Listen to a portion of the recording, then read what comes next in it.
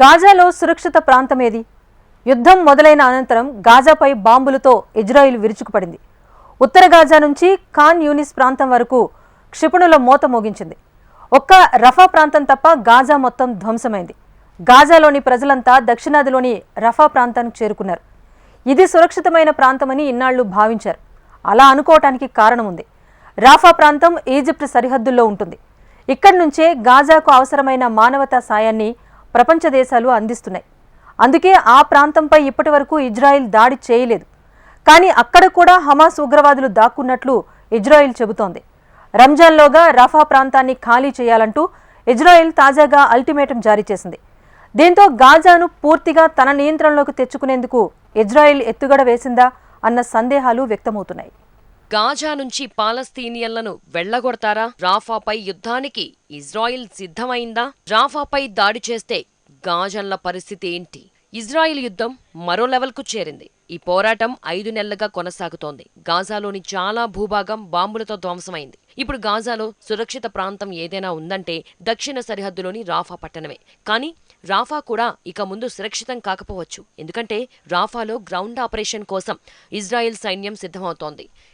ఈ ఆపరేషన్ డెడ్లీయెస్ట్గా మారే ప్రమాదం ఉంది. ఇప్పటికే యుద్ధం కారణంగా 17 లక్షల మంది గాజన్లు స్థానభ్రంశం చెందారు. వారిలో చాలా మంది ఇప్పుడు రాఫాలో నివసిస్తున్నారు. గతంలో ఇది యుద్ధరహిత ప్రాంతంగా భావించారు. రాఫాలో యుద్ధం జరగకుండా పాశ్చాత్య దేశాలు ప్రయత్నించాయి. ఈ నెల ప్రారంభంలో యునైటెడ్ స్టేట్స్ విదేశాంగ మంత్రి యాంథోనీ బ్లింకెన్ ఇజ్రాయిల్ను సందర్శించారు. రాఫాలో దాడి జరగకుండా నిరోధించడానికి బ్లింకెన్ ప్రయత్నించాడు. అంటే కాల్పుల విరమణకు చర్చలు జరిపారు. మరోవైపు ఇజ్రాయిల్ హమాస్ పరోక్షంగా చర్చలు జరిగాయి. అందుకు ఖతార్, ఈజిప్ట్ దేశాలు మధ్యవర్తిత్వం వహిస్తున్నాయి. వారు కాల్పుల విరమణకు ప్రయత్నిస్తున్నారు. రఫాపై దాడిని ఆపడమే వారి లక్ష్యం. కానీ నో లక్. ఇజ్రాయిల్ ప్రధాని నెతన్యాహు ముందుకే వెళ్లాలని నిర్ణయించుకున్నారు.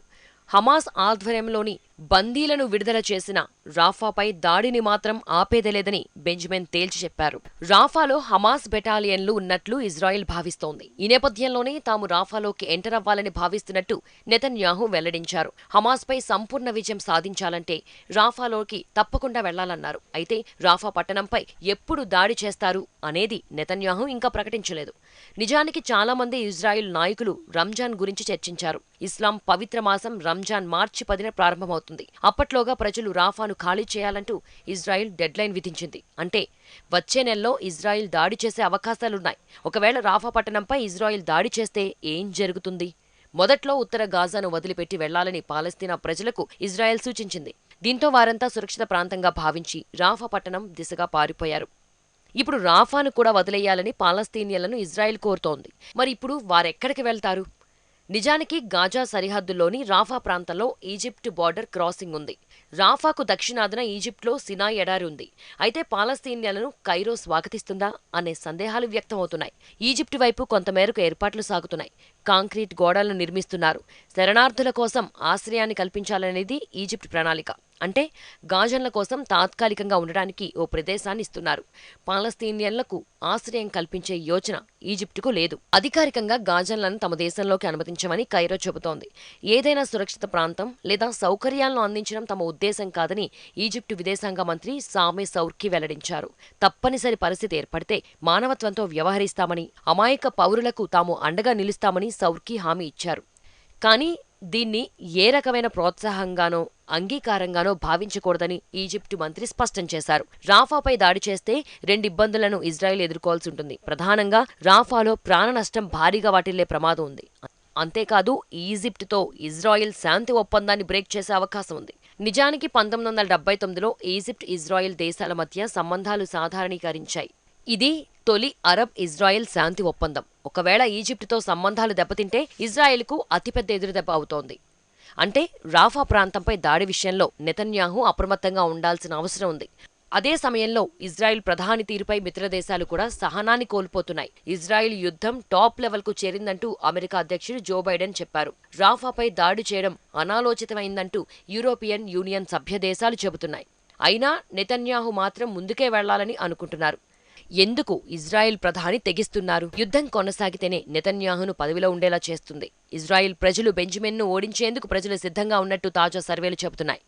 ఇప్పటికిప్పుడు ఎన్నికలు జరిగితే నెతన్యాహు పార్టీ ఓడిపోయే అవకాశాలు ఎక్కువగా ఉన్నాయి. ఇటీవల ఎన్నికల గురించి నెతన్యాహు ప్రస్తావించారు. యుద్ధ సమయంలో ఎన్నికల గురించి ఆందోళన చెందొద్దని ప్రజలకు సూచించారు. ఎన్నికలనేవి మనకు చివరి ఆప్షన్ అని చెప్పారు. కానీ ఆయన పార్టీ నాయకులు మాత్రం ఎన్నికల గురించి ఆలోచిస్తున్నారు. యుద్ధం అనంతరం నెతన్యాహు ఓడిపోతారని అంచనాలు వేస్తున్నారు. ఈ నేపథ్యంలోనే అధికారాన్ని అంటిపెట్టుకుని ఉండడానికి ఇజ్రాయెల్ యుద్ధాన్ని పొడిగిస్తున్నట్టు నిపుణులు విశ్లేషిస్తున్నారు. అయితే ఎక్కువ కాలం పోరాటం చేయడంతో ఇజ్రాయెల్కి ఇబ్బందులు తప్పేలా లేవు. మరోవైపు ఇది బందీలను రక్షించే అవకాశాలను తగ్గిస్తోంది. మరొక సమస్య ఏంటంటే గాజా ప్రజలను ఎక్కువగా తీవ్రవాదం వైపు మళ్లేలా చేస్తోంది. అంతేకాదు అంతర్జాతీయ సమాజం కూడా ఇజ్రాయెల్కు దూరం అవుతోంది. నిజానికి ఇప్పటికే పలు దేశాలు ఇజ్రాయెల్ యుద్ధంపై విమర్శలు గుప్పిస్తున్నాయి. ప్రధానంగా నెతన్యాహును గ్లోబల్ సౌత్ టార్గెట్ చేస్తోంది. ఇప్పటికే ఇజ్రాయిల్పై దక్షిణాఫ్రికా అంతర్జాతీయ కోర్టుకు ఫిర్యాదు చేసింది. యుద్ధం పేరిట గాజాలో ఇజ్రాయిల్ మరణహోమం సృష్టిస్తోందంటూ ఇప్పుడు బ్రెజిల్ అధ్యక్షుడు లూలా డా సిల్వా ఆరోపించారు. చరిత్రలో ఎన్నడూ లేనంతగా గాజా స్ట్రిప్లోని ప్రజలు ఘోరమైన యుద్ధాన్ని ఎదుర్కొంటున్నట్టు బ్రెజిల్ అధ్యక్షుడు లూలా డా సిల్వా చెప్పారు. నిజానికి యాదులను చంపాలని హిట్లర్ నిర్ణయించిన కాలంలో కూడా ఇంత మరణహోమం జరగలేదని విమర్శించారు. నిజానికి గాజా విషయంలో ఇజ్రాయెల్ గీత దాటుతోందంటూ నిపుణులు విశ్లేషిస్తున్నారు. చరిత్రలో కొన్ని మరణ హోమాలు మనకి కనిపిస్తాయి. వాటి ద్వారా కలిగే నష్టం, బాధ వివరించలేనిది. గాజాలో 29,000 మంది మరణించారు. వారిలో 12,000 మంది చిన్నారులున్నారు. అంతేకాకుండా 85% మంది పాలస్తీనియన్లు నిరాశ్రయులయ్యారు. గాజాలో పడుతున్న బాధ వర్ణనాతీతం. కానీ గాజా యుద్ధాన్ని మరణహోమంతో పోల్చడంపై ఇజ్రాయెల్ ప్రధాని నెతన్యాహు ఆగ్రహం వ్యక్తం చేశారు. బ్రెజిల్ అధ్యక్షుడి వ్యాఖ్యలు యాదులను అవమానించడమేనని స్పష్టం చేశారు. గాజాలో ఇజ్రాయెల్ చేసిన యుద్ధాన్ని ఓ జాతి నిర్మూలనగా, ఉగ్రవాదంగా పోల్చడం బ్రెజిల్ అధ్యక్షుడికే చెల్లిందన్నారు. నాజీల మరణహోమంలో 60 లక్షల యాదులు ప్రాణాలు కోల్పోయారని, వారందర్నీ డాసిల్వా అవమానపరిచారన్నారు. యూద రాజ్యాన్ని దెయ్యంతో పోల్చడం దారుణమని, దానికి సిల్వా సిగ్గుపడాలని ఘాటుగా స్పందించారు. ఇదిలా ఉంటే రాబోయే కొన్ని వారాలు ఇజ్రాయెల్కు అత్యంత కీలకం. ఇది పాశ్చాత్య దేశాల మద్దతుపై ఆధారపడి ఉంటుంది. ముఖ్యంగా యునైటెడ్ స్టేట్స్ మద్దతు ఇజ్రాయెల్కు అత్యంత కీలకం. నిజానికి వైట్ హౌస్ ఇజ్రాయెల్ విషయంలో ద్వంద్వ వైఖరిని ప్రదర్శిస్తోంది. కేవలం ఇజ్రాయెల్పై విమర్శలకే పరిమితమైంది. ఆచరణలో మాత్రం ఎలాంటి పురోగతి కనిపించడం లేదు. ఐక్యరాజ్య సమితి భద్రతా మండలి కాల్పుల విరమణపై నిర్వహించే ఓటింగ్లో పాల్గొనేందుకు అమెరికా సిద్ధమవుతోంది. కానీ సైనిక సహాయంలో కూడా ఇజ్రాయెల్కు అమెరికా మద్దతిస్తోంది. ప్రస్తుతం $9,500 కోట్ల నిధులను బైడెన్ కోరుతున్నాడు. అందులో ఇజ్రాయెల్కు $14 కోట్ల ఇవ్వాలని నిర్ణయించారు. సో బైడెన్ మాటలకు, చర్యలకు పొంతన లేకుండా పోతోంది. నెతన్యాహు కూడా అలాగే వ్యవహరిస్తున్నారు. గాజా పౌరులను కాపాడుతానని హామీ ఇస్తున్నారు. దక్షిణాదిలో సురక్షితంగా ఉంటారని చెప్పారు. కానీ ఏ ఒక్క హామీని నెతన్యాహు నిలబెట్టుకోలేకపోవడం విచారకరం.